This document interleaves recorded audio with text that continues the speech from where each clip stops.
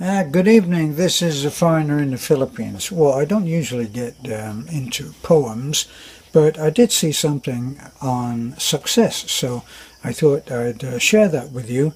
I do believe that reading is an important part of developing yourself, especially if you're meeting challenges which seem at times to be greater than you're able to conquer, meet, overcome, whatever your choice of words is. But anyway, this is about something that I've experienced a great deal of, because I tend to be a bit wacky and do things which other people think that I shouldn't be doing. So I've been a frequent hearer of phrases like, "Are you insane? Are you crazy?" But probably they've been quite valid criticisms. All right, now the other thing I should mention is, I don't know whether you can see it, but I have a new microphone which possibly might help you people who keep wondering why I don't louder my voice, as my wife Beth says. My friend Stephen from HK above, Hong Kong above, brought this as a gift for me. But anyway, on with our little poem, and as I say, it's all nice and rhymey. Forgive that, because the message is good, I think. It's called The Dream Stealers. Throughout my life, my friends and folks have offered me advice, and though they meant the best for me, it often wasn't nice. That rings a bell. They'd often say my plans were just more crazy schemes, and every time I listened, I let them steal my dreams. I guess they feared, in case I failed, that I really shouldn't try. So I never spread my wings and never learned to fly. But they're just folks who only see the world the way it seems, and I'm no longer going to let those people steal my dreams. Now, I've often said, when trying to give advice to others where I couldn't, well, you know that expression by Richard Bach. He says, we teach what we most need to learn. So I'm often saying, be careful who you share your dreams with, because they're out there, and there's nothing they like better than to tell you, "Are you insane?" So this particular book that I'm reading, and I try to pass on occasionally some books that I read which I find have created some change, and this one is once again, sometimes the titles are a little bit I guess what you would call twee. But anyway, it's called Destination Success, and it's a map for living out your dreams. It's by a man called Dwight Bain. He actually is an entertaining writer, and he puts little exercises and questionnaires in the book as it goes through. But one of the things that it does in the book is it asks successful people for their definition of success. Now, that's something that I always used to think, well, success is success, isn't it? And I never thought that anybody else would have a different view of it.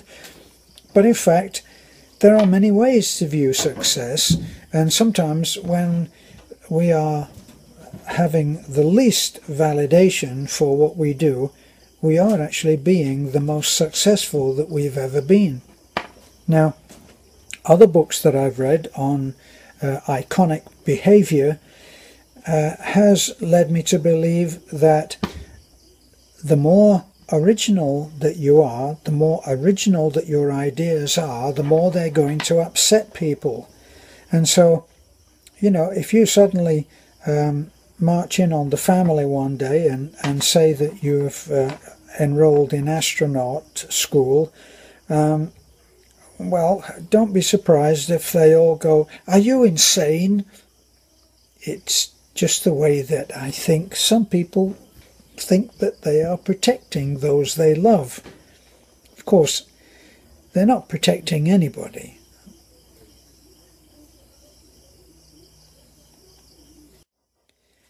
But they're doing what they think is right.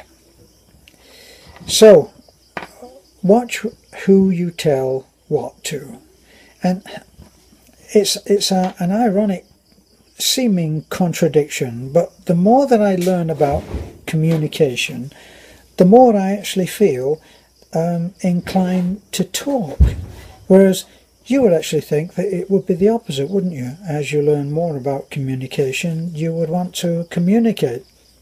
But the more I learn about communication, the more I realise that in a lot of cases, as you learn to speak better, you realise that people are not listening. That can be a bitter pill. So you've got people who are great at talking, people who are great at listening, or seem to be, as in the case of the people who seem to be great at talking. Now, if you have to wait until somebody draws breath before you can add something to the conversation, and then you realise that the other person isn't listening anyway, then they probably fall into that category of they're actually only waiting until you've finished talking, because while you've been talking, they've been formulating the next thing that they want to command the conversation with. So we've talked about this before, or I have anyway, and that is that it's a 50-50 affair. You should be able to listen fully for 50% of the time and speak fully for 50% of the time. Now, a long time ago, I did a great deal of study on listening, and part of that study was exercises in which I listened. And I'd be partnered off. I went to a school that dealt in this, and part of what we did was to just listen absolutely without any kind of limitation on what you're doing. No reservations, nothing. Just listening totally to what the other person said. And it was very revealing. It was not only revealing because I found out how difficult it is to devote your entire attention to someone, but I also found out that when you do it, you actually give them an incredible gift. You give them your attention. Now, I think it's true to say that for a great deal of our lives, we neither talk nor listen. And I think we neither talk to anyone and feel that they have listened, and we neither listen to what the other person has to say either.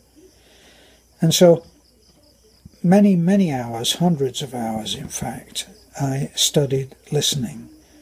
And I remember that the greatest compliment that I had was many years later when I was in California, and I wanted to interview this woman who I bumped into once when I was delivering some of my work, and she told me a little about what she was doing to help teenage girls who had somehow lost their way or needed or been abandoned in their lives, were in some kind of trouble, and she developed a program which she felt that would really help them. And I've forgotten now just how far she had gotten with this, but it was an impassioned attempt to help young women that she had met so many times that really needed some guidance. They needed a mentor,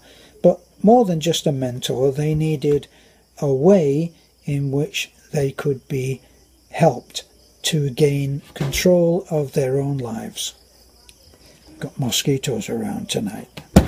So I said I would like to interview you and have you tell me about all of this. She said she would be very happy to. So when we set up the time, I sat and I said, let's hear it. And I listened. And I listened. And I listened. And I really listened. And if I didn't quite understand something, then I said to her, no, I haven't quite got that. Can you tell me that again? And then she would go over it again, and I would listen again very carefully. And when I got it, I'd say, okay, I got it. And I guess the interview, which was purely about me listening to what she had to say, understanding what she meant, and acknowledging her. Very simple. Thank you for telling me that. Thank you for sharing. I understand. Okay, got it. And at the end of it, and I was leaving, I said, thank you so much for telling me about this and for explaining it to me. And I just want to thank you for telling me. And she said, it's I who should thank you, because I have never felt so completely understood as I have in the last hour and a half. I felt that you just listened to everything I said and completely understood how I felt. So I should thank you. And since then, I've tried to use that, what she said and the way in which she said it, as some kind of a yardstick for listening in the future. Do you actually listen? Does the other person actually listen? For instance, I used to work for someone who I always spoke to his back until I stopped doing that. But if I had something to say to him, he would usually be far too busy, and we would have a conversation where I would be following him from one place to another while I tried to get over some point which had to be discussed, as I was head of one of his departments. In the end, I actually said to him, I can't talk to you if you're walking away. And he stopped doing that after a while. But it took some time to get that over. Now, one of the little exercises I suggest that you try and just observe what happens is do the 3-thing listening. And this is the exercise I'm going to set you. It's mission impossible should you choose to accept it. And that is, don't tell anybody, this is the setup, don't tell anybody what to do tomorrow or today. Don't tell anybody what they should do. Don't give anybody any advice. Don't advise someone that something is right, wrong, yes, no, or indifferent. Just listen and see what happens. Now, it's not just a case of listening. What you have to do is you have to listen, understand, and acknowledge. So you listen, make sure you've got it. Did she really say this? Did she really mean that? And if not, ask, what did you mean by that? Can you tell me again? Now here's the other thing.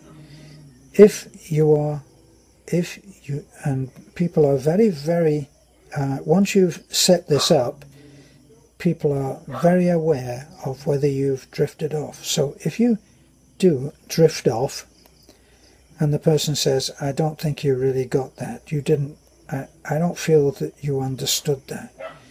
You say, okay, why don't you tell me again? And then listen very carefully.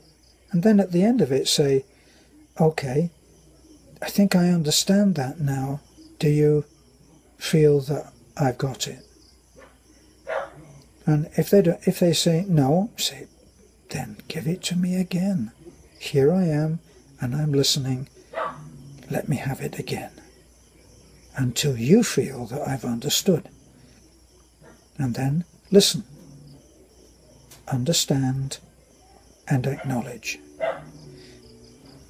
Now once you do that, afterwards, after any session that you have, as you walk away from having listened to someone, you will find several realizations hitting you.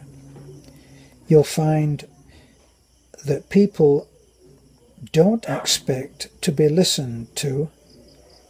They don't have a high expectation for being understood, and they don't really know whether you're listening or not. And all of those things, even though in this case you were the listener, you will find that all of those things apply to you. My God, I've been talking to people and they haven't been listening. And they've been talking to me and I haven't been listening. So you might understand why I say that the more I learn about communication, the less I want to speak. This is a foreigner in the Philippines. I hope that you have gotten something out of that. Bye for now.